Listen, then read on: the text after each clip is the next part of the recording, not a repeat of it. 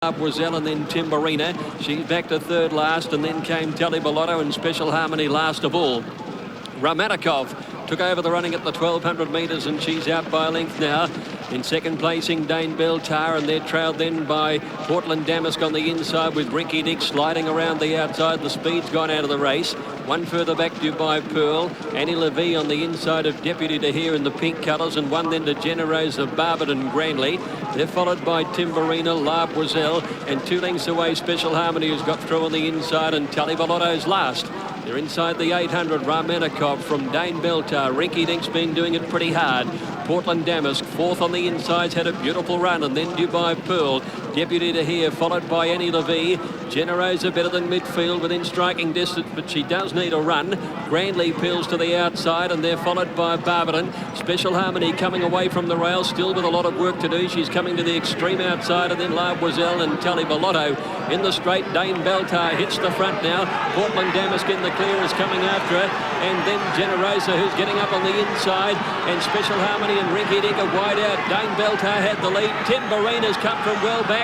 She's got up on the inside with Generosa and Special Harmony wide, but Timberina's hit the front of the Wakeful, and Timberina wins again, beats Special Harmony a length. Dane Beltar a neck away third, Generosa 4, and they were trailed in by Grandley, and then came Ricky Dick, and a break further back to Portland Damask. Ramanikov, Deputy to here, Barberton trailed then by Annie Levy, La Brazil, and at the end of the field a Talibaloto and Dubai Pearl.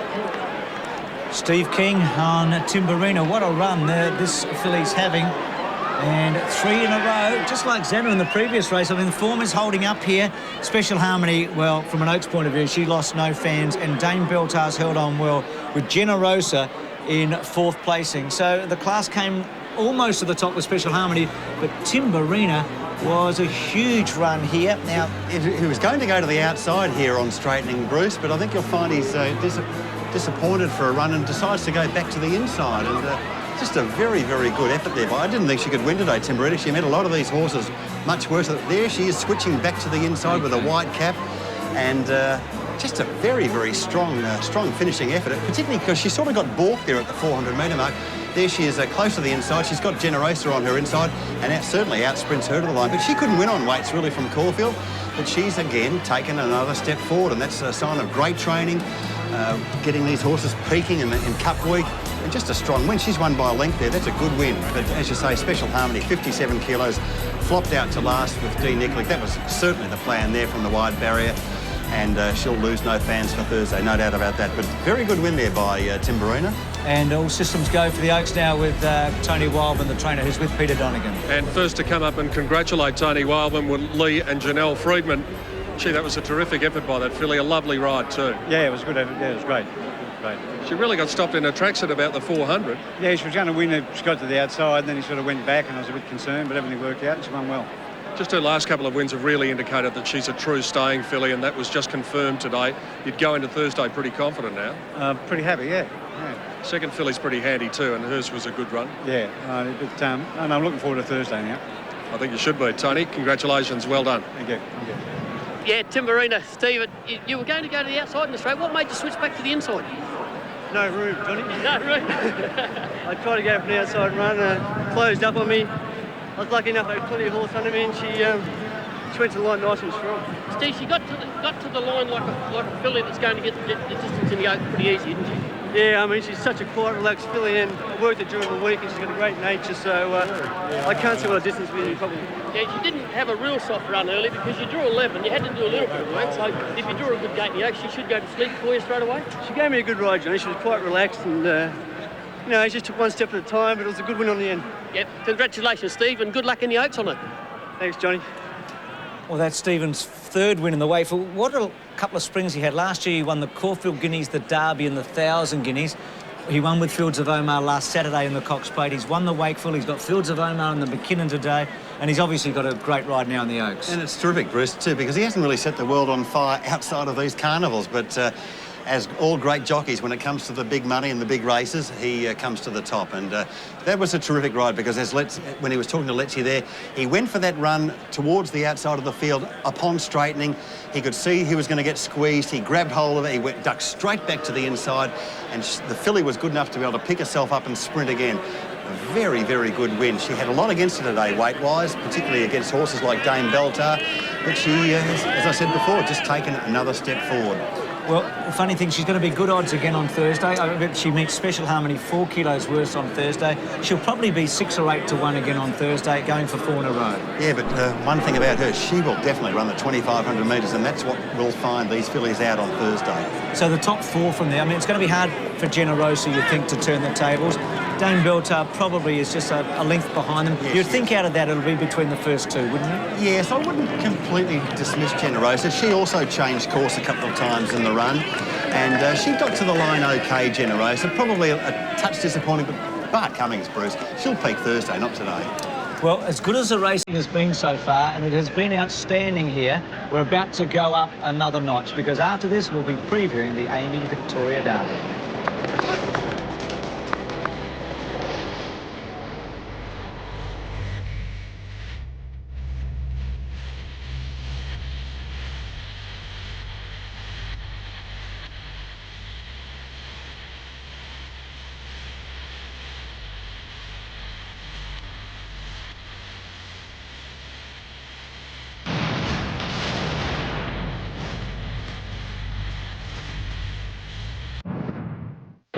Apparently there's something on in Melbourne this weekend of some interest to the Irish folk. I mean, mate, how many of you are here? Oh, at least 50,000. 50,000. All here to see Ireland beat Australia. Sensational. It's great to be alive, to be in Melbourne town. It's fantastic this weekend.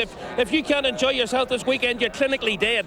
It's absolutely sensational. Well, of course, we won the compromised rules last night, and we're going to win the rugger tonight. Sensational. Great town, great people. So, mate, are you having a nice time? Oh, that's the understatement of the century. Have you got enough beer in Australia for the Irish? Do you think you can run us out by the end of next week? Absolutely. Well, there was no beer left at the MCG last night when we went to the game. No beer? Ran out of beer at half-time. There's plenty of beer here. Oh, there is. Well, we'll see about that later on. Can I ask you about your horse? Oh, the one that won't run, Holy Orders. Jesus, they were out the other day at a party with a golf cart, giving it a whipping. Oh, it's sensational. I'm going to put a lazy tenner on it anyway. You never know your luck. That's Irish, isn't it? It is Irish, I tell you what. If I backed the winner today, though, it would lose in the action replay. I can't get a winner at all. Can't pick one? Couldn't pick a broken nose. No, we got plenty of it. We just saw it all there too. What would you do with the Irish horse, mate?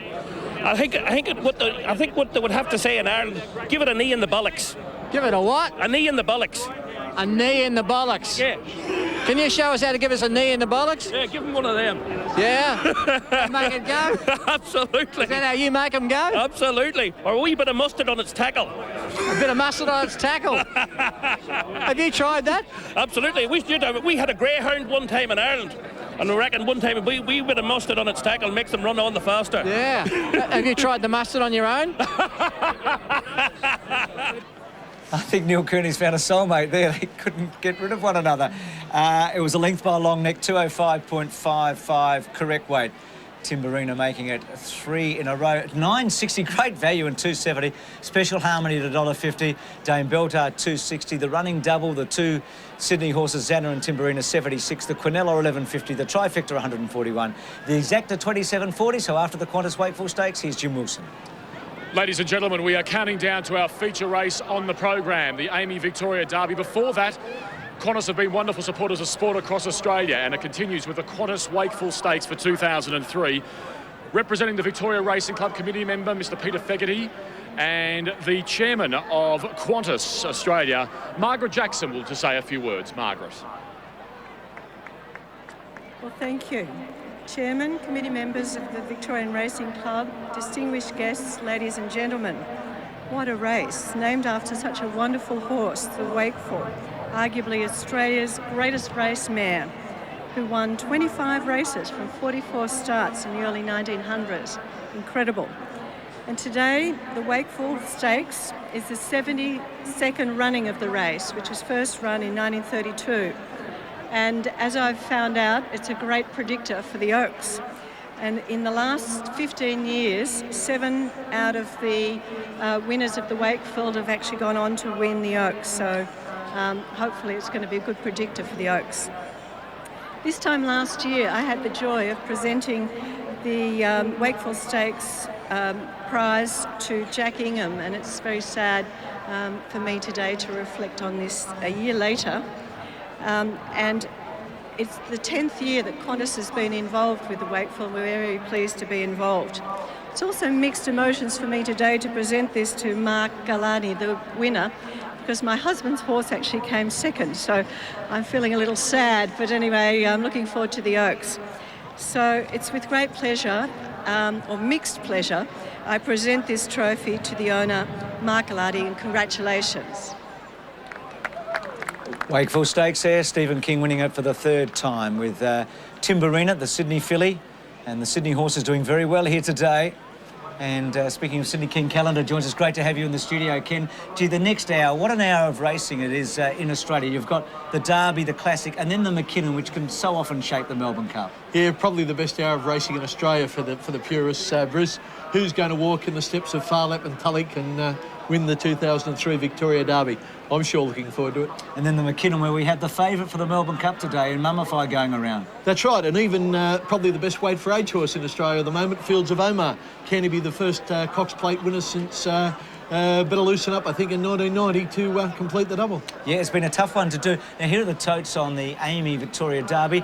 The interesting thing here, Ken, is that Noble Red is favourite. And if you'd left Moonee Valley last week thinking Kempinski would be 660 and Elstrom would be 450, I think you would have jumped on both of them.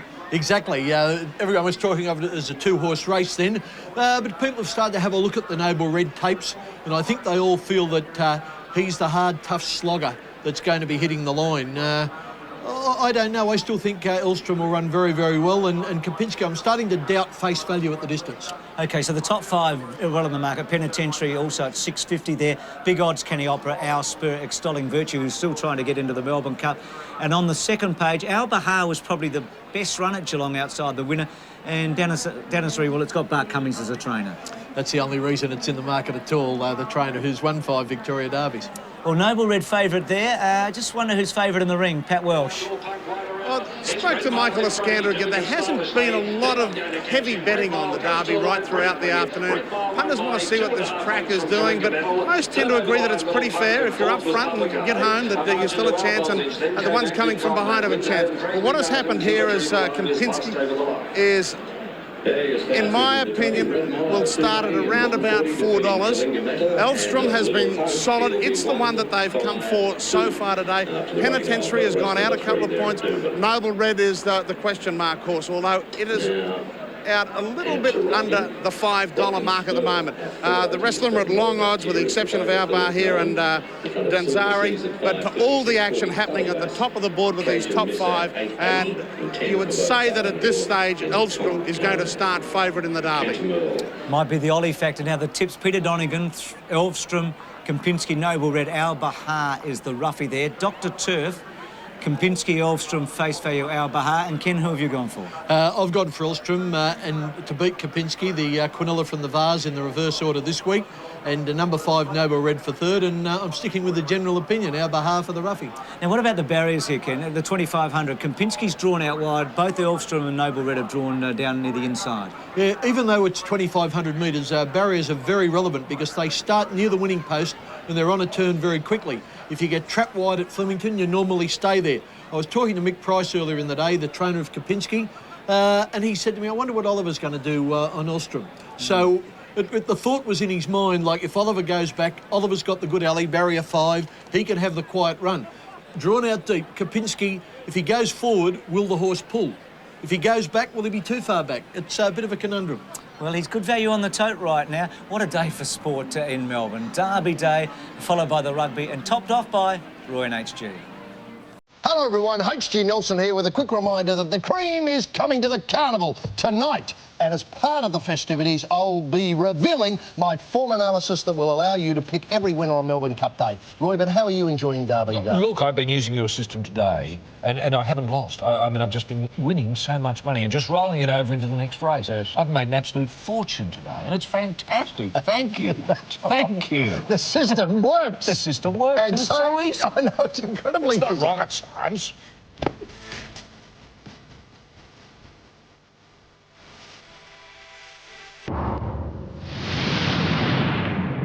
Time for more Lavazza Celebrity Tips, and we are having an absolute ball doing this, raising a heap of money for Camp Quality. Come on, Paul, tell us how good you are. Well, look, I don't want to make too big of a song and dance about it, but I won. Xana got through in race 4, and I'm more than excited. In fact, 6'9" guy getting excited in a tent this small is dangerous. And paid $6.80. Well done. And what about you, Elisa? I came second. Came second, but unfortunately we're putting the money on the nose. So, well, it was a nice result. It didn't raise any money for the kids for Camp Quality, but that means that you're in fine form for this next race. That's right. Race number 6. What are you going for in the Derby? I think I'm going for horse number 3, which is Elfstrom, because Damien Oliver's riding it. It's got to be a sentimental favourite. Absolutely, after last year. What about you? Well, number 2, Kempinski. I like the look of it. He's been working well in track work, and I think he's going to bring it home. And McAvoy on his back, I like his chances. And I'm going number 5, Noble Red. Now we have $500 left in our kitty. How are we going to divvy this up? Well, I reckon it'd be fair, Elisa, give the Guru 200 and... Oh, absolutely. You've been doing the best, Joe. and 150 each for us. I asked them to say that. Anyhow, that's all now for the Lavazza Celebrity Tips. We'll be back to wrap up later. Good luck. Going on a bit like the Cox Plate last week, the heaviest rain of the day now falling before the feature, the Amy Victoria Derby, but not quite last week at Moonee Valley where it really bucketed down, but it is coming down a bit here at Flemington. Shortly, a look at the Derby with Ken Callender, but firstly, Simon Marshall talks to the top jockeys about their chances. OK, here we are in the jockeys' room with Kerrin McAvoy, rider of Kempinski, one of the favoured runners in the Derby. Kerrin, it's fair to say, Derby Day, first big day of the 4-day carnival. You get a little nervous, mate, because this is the time to shine. It is, Simon, yeah. It's a classic day. Derby would be a nice race to win, that's for sure, and just hope the weather can stay away and give everyone a lovely day out there. What was it like last night at the kitchen table when you were doing your form?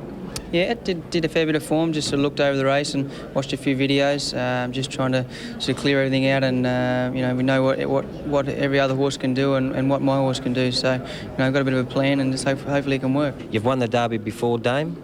It's a big day, big 4 days of the carnival. It's the first day, you love it. It's a great day's racing, Simon. All the best horses are in today, and I've got some lovely rides, and Elfstrom's got a terrific chance too. Big 4 days coming up the carnival. Hit it off with the Derby today. It's a great classic race to win. Yeah, well, I haven't won the race. I'd love to put it in my resume, and I'm sure if I was to win that race today, it'd be one of the biggest thrills I've had. Here we are with Bretty Preble, rider of Noble Red, and I'm going to tip him today, Brett, because I reckon he's had the best preparation. What are your thoughts? Yeah, he's had a wonderful preparation. He's been trained for the Derby since he was a 2-year-old. I rode him when he was a 2-year-old, and I thought, my thoughts, I said to Lee, was he'll be a nice Derby horse, this horse, and it's come to fruition. And the funny thing, Paddy, a good stat that this horse has beat every other runner in the Derby. He has. He's a very good horse. He's always showed a good ability. He's yet to win a race, win a big race, but it might be today or it might be later on down the track. Jockeys here, and all got high hopes at this stage, Ken. The Amy Vase has been a terrific guide. This and the Norman Robinson have been the two key races in the lead up to the Derby in recent years. We had a fantastic finish last week between the two Danehill colts. Elfstrom the inside, Kempinski the outside. Yeah, I thought Paddy Payne should have been a bit more vigorous on the horse on the inside, Elfstrom, but the chief steward, Des Gleeson, told me when you watch the head-on, he never had much room, and he was quite satisfied with the manner in which Payne rode the horse out to the line. I just wonder, with a smack across his backside, whether he may have won. When he won at Caulfield last month, he had about 4 hard bangs with the whip before he went on with the job. Nevertheless, it was a good ride by McAvoy on the winner. McAvoy rode tight and kept Payne against the rails. Riding tactics again today. Kempinski's drawn out deep. Reminds me a little bit about Naturalism and Viandacross when they used to clash. Everyone kept making excuses for Viandacross, and Naturalism was the better price again the next week. And that's what's happening with these two, perhaps Kempinski and Elfstrom. Caulfield Guineas, which is a classic race over the 1600. Face Value going into second place here behind In Top Swing. Yeah, it was a great run by Face Value here. He's by Red Ransom, whose oldest Australian horses are 3-year-olds. I just doubt this horse. He's out of a sprinting mare, and I doubt him at the 2,500 slog around Flemington. But there's probably 4 main chances. I don't like Penitentiary much, and Face Value is certainly in the 4. Noble Red's in the 4, I'm sure. Now, 2 starts ago, he won here at Flemington. Prior to that, he'd run second to Kempinski, and since then he ran 5th in a race that probably didn't suit him at Caulfield. I like this horse's work from here home. I thought the 2 horses on the outside were going to beat him with perhaps 250 metres to go. At the post, he was comfortably holding them, but a big class question mark over the horses he beat. Nevertheless, Lee Friedman's a very good trainer, and he told me during the week, he said, don't worry if it rains. He said, that's to our advantage. Well, Brett Preble picked this horse out a long time ago as his Derby horse, so they've showed a lot of faith. David Hayes is here today, Ken, down from Hong Kong. He would have been absolutely thrilled to bits last week with Fields of Omar's win in the Cox Plate. He's with Peter Donegan. Well, I don't think it'd be Derby Day unless this gentleman was here at Flemington with us. David Hayes, always good to see you back here. Yeah, lovely to be here. It's just a fantastic atmosphere. You've experienced racing around the world, especially now in Hong Kong. How does it stack up against the great race days? It's my favourite. I had a bit of a lucky day here about 10 years ago, but it's just a classy day. The best horses are on show, and it's just a purist day. A lot of the professionals really love this day. You said some great memories. What about Blackfriars going back a few years ago? What are your memories of that day? It was a big thrill, you know. There was a protest and there was the drama and everything, but probably my favourite was Bleving, because I actually trained him. Peter trained Blackfriars, but for the family it's always been our favourite day. Finally, have you got a fancy in the Derby today? I think Damien Oliver's mount, I think you ride it well, and it's pretty strong. He's a good horse, Elstrom, but he's going to need to beat Kempinski. Yes, yeah, he's well drawn though, so he should get a lovely run. As I said, great to see you here. Thank you. Thanks. So some clouds about here as we work our way down to the mount here. Extraordinary to think that David Hayes won 6 races as a trainer on this day. And I think there were only 8 races in those days. They've stretched out to 9. 6 races on Derby Day. I don't think that's going to happen again. I'd like to make 6 winners on any day, let alone Derby Day. So they're in the mounting yard for the Amy Victoria Derby. Face Value is number 1. 3rd in the Robinsons, 2nd in the Guineas, 3rd in the Stud. It's all good form. Yes, Bruce, as you said, 8 of the last 15 Derby winners have run in the Norman Robinson. Look, he's a good, honest horse. He's a bit plain, but he's a tough horse. He hits the line hard. He's got a good chance, but I'd rate him the 4th chance. Kempinski bred in the purple by Dane Hill out of Trista Love, who was a classic winning mare, cost 800,000 New Zealand. Impressive in the Amy and very good in the Guineas before that. Yeah, Trista Love's the daughter of Octagonal Sister, so beautiful breeding here. Comes from Australia's best family. He's by Dane Hill. He's a nice horse. He's done everything asked of him. He's only had the 5 starts and he's already won at group level last Saturday, winning the Amy Vase. Very hard to knock him. The only minus for Kempinski is the barrier 13. The 3rd horse is just as well bred. He's named after an Olympic hero, a 4-time gold medalist, Elvstrom I'm talking about. He started his campaign at Swan Hill on a Saturday in June, but his form is good. He won the Prelude, 5th in the Guineas and 2nd in the Amy. Yeah, and his mum, as you said, he's by Dane Hill as well, and his mum runs 2nd in the Caulfield Cup and she won an Oaks. He's a nice horse. He's going to make a marvellous stallion, this horse, as he matures, and his form's super. As 6 runs, he ran 2nd in the Vase. I thought with a bit of luck he could have won that. Perhaps I'm talking through my pocket, but I've backed up and I've put my money on him again today. Penitentiary's trying to do what Omnicore did in 1987, and that's win at Geelong and then win here. Hasn't been done since. Also, a New Zealand trained horse, a genuinely New Zealand trained horse, hasn't won the Derby since Classic Mission in 71. Yeah, I doubt Penitentiary. He got the best run through of all time at Geelong. The heavens opened for him. He came from last without going around a horse to just nab the leader near the line. North Face, who won the race, I doubt you'd be tipping him in the Derby. Lightly raced Penitentiary, and he will stay, but no, not for mine. In the last 15 years, 14 different trainers have won the Derby. The only trainer to have won it on more than one occasion is Lee Friedman. He's won it twice. He's got Noble Red here. Yes, he won with Mahogany and Portland Player. And he's quietly confident for Leave with Noble Red. OK, he hasn't beat any class yet, but you can only beat what's put in front of you. And last start, when he ran in the Norman Robinson, he got back in the field.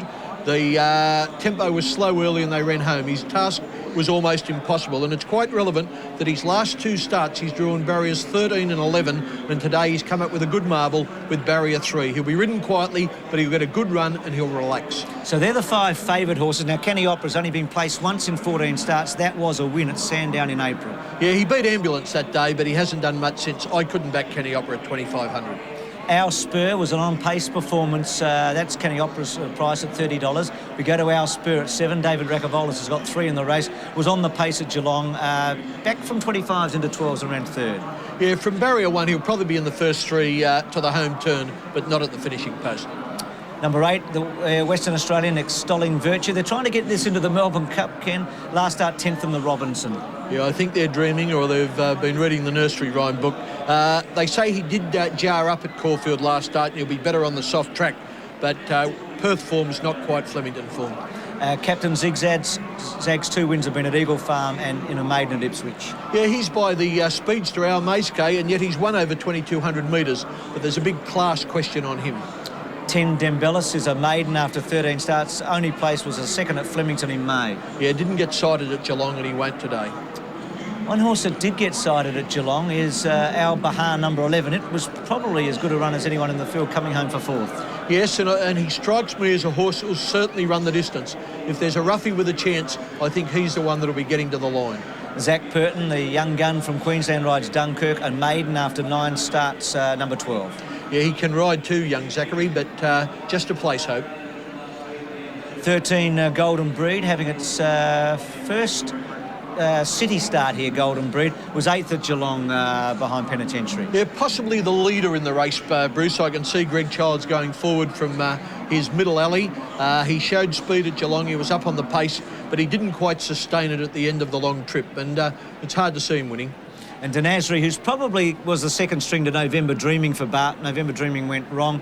Only started racing in September, was 6th at Geelong behind Penitentiary. Yeah, Bart's won 5 Victoria Derbies. He's won with the likes of Taj Rossi and Diana, but Taj Rossi, this fella ain't. Yes, I think you might be right on that. So there they are. So it's really the top 5, you'd think, and maybe outside of that, Al Bahar's the only other one that would have a good chance. Yeah, I've really got it down to that, Bruce. I think the 3 main chances are the 2 Danehill Colts and Lee Friedman's Noble Red.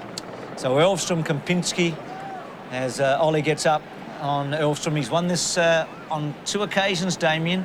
He's been placed in 6 of his 11 Derby rides, got a good record. And both he and Kempinski have come through their hard racing well. They look absolute treats today. They're credits to their trainer. They've obviously been set for this race and they've peaked on the right day. Noble Red, probably not going to win a ribbon at the show, but he looks good too, and he looks solid and hard and fit. Well, this horse would win a ribbon at a show. My Mick word. Price, what a day for him if he could win the Derby. He is with Peter Donegan. It is an enormous day for Mick Price.